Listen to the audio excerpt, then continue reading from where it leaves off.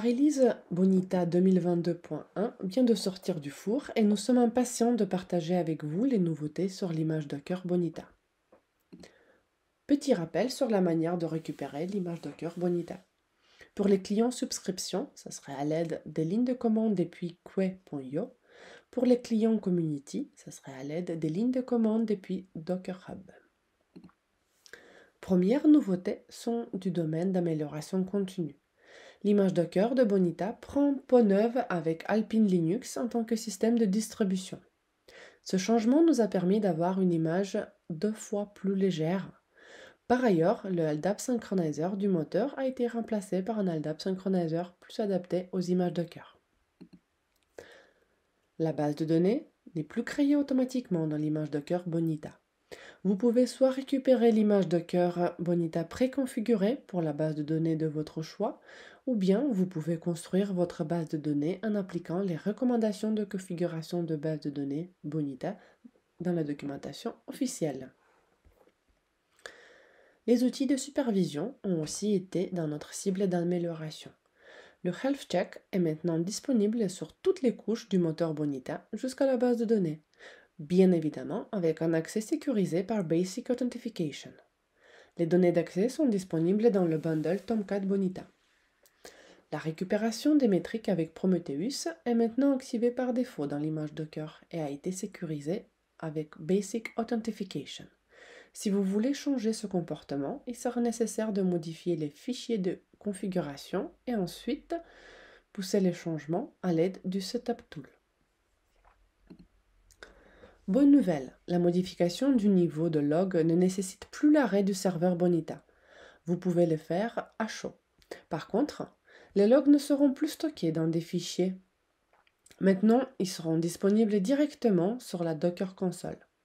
Nous vous conseillons de récupérer les logs dans votre outil de supervision préféré sans passer par la création des fichiers de logs dans l'image Docker. Aussi, pour les amateurs du live monitoring, en mettant la variable gmx remote access à true, vous pouvez voir les données de monitoring dans la JConsole. Le dernier point, mais non le moindre, la sécurité. Déjà, il y a la connexion aux outils de supervision avec Basic Authentication. Ensuite, l'exécution de l'image Docker est possible avec un autre utilisateur que root. Si vous ne spécifiez pas l'utilisateur à utiliser, l'utilisateur Bonita sera défini par défaut et sera pris en compte. Les permissions dynamiques ont été revues et réorganisées dans un dossier dédié pour les clients subscription. Leur exécution ne sera plus possible à partir de Bonita Community 2022.1. Mais rassurez-vous, lors de la mise à jour de version, vos fichiers de configuration et les scripts des permissions dynamiques ne seront pas impactés. Nous allons vous présenter par la suite, dans une autre vidéo, la démo des nouveautés en termes de supervision. Démarrer l'enregistrement. Bonjour à tous, nous allons voir aujourd'hui quelques features qui vont être apportées par la release 2022.1. Nous allons parler de consultation de l'état de la plateforme, changement des niveaux de log à chaud et monitoring de la plateforme via JConsole. Toutes ces démonstrations se feront via un conteneur Docker et nous utiliserons pour cela une image subscription. Nous allons commencer par démarrer un premier conteneur en utilisant la commande docker run. Afin de le manipuler plus facilement, nous allons le nommer Bonita. Puis, nous allons lui donner en paramètre lostname pour lequel la licence a été générée. Pour moi, ce sera Bonita. Ici, comme nous utiliserons une image subscription, il va falloir monter un volume sur le dossier contenant la licence. Je vais donc ajouter un argument "-v", suivi du chemin vers le dossier contenant ma licence en local, et terminé par le chemin à l'intérieur du conteneur.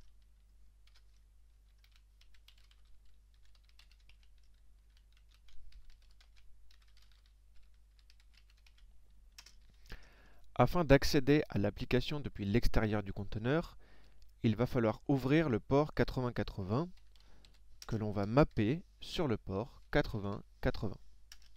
Puis, on finit par inscrire l'URL de l'image que nous allons utiliser. quay.io/bonitasoft/bonita-subscription, sans oublier le tag 2022.1.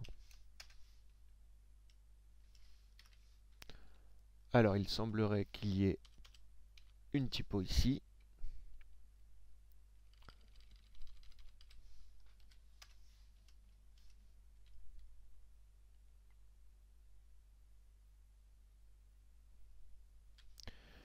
Une fois que le conteneur sera lancé et que l'application sera prête, nous allons pouvoir accéder à l'URL localhost 2.8080/bonita/health.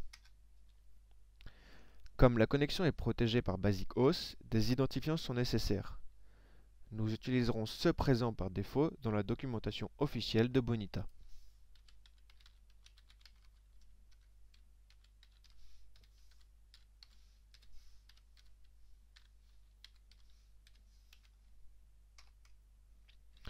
On obtient alors l'état de santé de l'application. Par exemple, on peut voir que la valeur de default tenant state est à activated et que la valeur de default tenant isPause est à false. Si je me connecte à l'application et que je mets mon tenant en pause, je vais pouvoir voir qu'au rafraîchissement de la page, les informations ont été mises à jour. Si je retourne sur mon application et que je relance mon tenant, je peux voir que les informations sont de nouveau mises à jour. Voilà, je peux maintenant arrêter mon conteneur et le supprimer pour la démo suivante.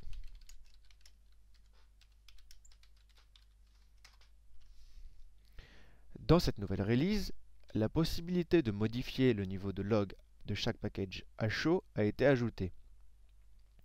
Pour ce faire, nous allons devoir relancer un nouveau conteneur afin de monter un nouveau volume sur le fichier de configuration. Je reprends donc la commande précédente et lui ajoute l'argument nécessaire.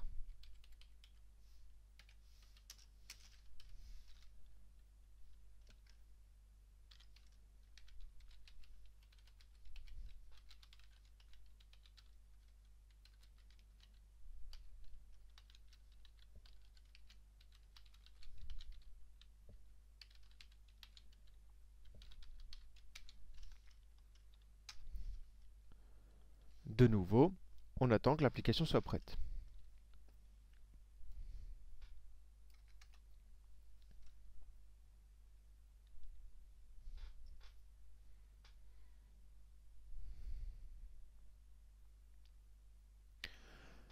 Une fois que l'application sera lancée, nous allons pouvoir nous connecter et nous déconnecter une première fois afin d'observer les informations qui vont être loguées dans le terminal.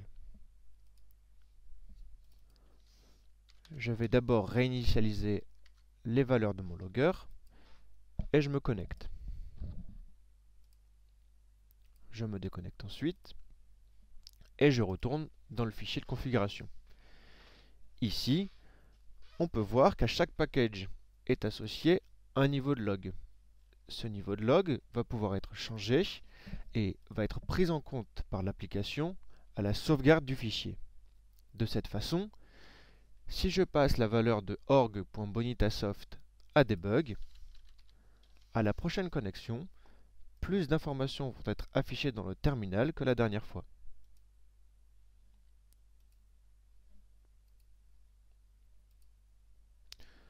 Voilà, nous en avons terminé pour la configuration des logs. Nous allons pouvoir de nouveau stopper le conteneur pour le lancer avec la configuration nécessaire au monitoring de la plateforme via JConsole.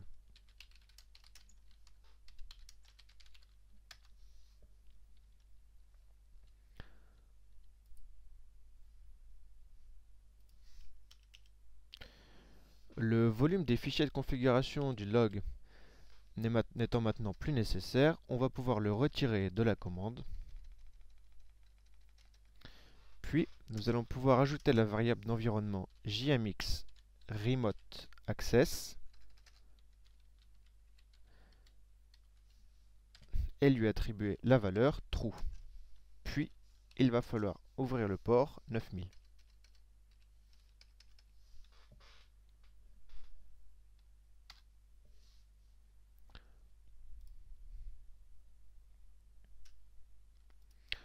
Pendant que mon application se lance, je vais pouvoir lancer JConsole.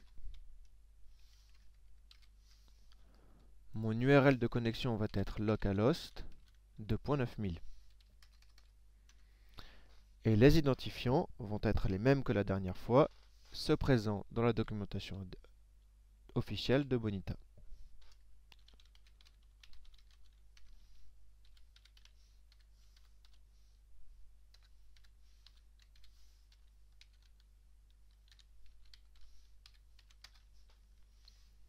Ce type de connexion peut être accepté. Et voilà, l'accès à JConsole et au monitoring de la plateforme est maintenant opérationnel. Nous vous laissons donc profiter des fonctionnalités de la release 2022.1 et nous vous souhaitons bon développement.